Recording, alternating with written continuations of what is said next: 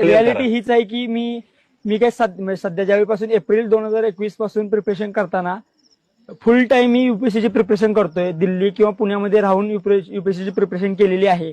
या दरम्यान कधीही मी 1 महिना किंवा 2 महिना बकऱ्यांच्या मागे गेलेलो नाहीये.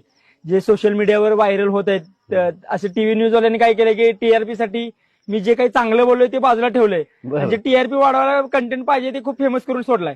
सो मला वाटतं की रिस्पॉन्सिबल थोडं बनायला पाहिजे मीडियाला, कारण थोडा फोर्थ पिलर आहे. माणूस रिस्पॉन्सिबल बनतोय तर तुम्ही पण या रिस्पॉन्सिबल बना, मला असं आव्हान करायचं ऍक्च्युली.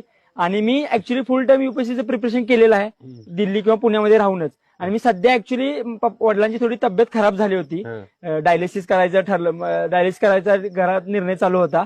त्यामध्ये विचार विनिमय करायचे आणि थोडं वडिलांना घरी राहून थोडंसं म्हणजे जेवण वगैरे पण जात नव्हतं. सो मग वडिलांना बकऱ्यांचं दूध वगैरे पण खूप आवडत होतं. मग त्या निमित्तानं आम्ही बकऱ्यात गेलो होतो ऍक्च्युली 4-5 दिवस रिझल्टच्या आधी. आणि त्या निमित्तानं 21-22 रिझल्ट दिला असं वाटत होतं. पण आता मग रिझल्ट येणार आहे म्हणजे आपली लाईफस्टाईल तर जगायची सोडणार नाही ना आपण.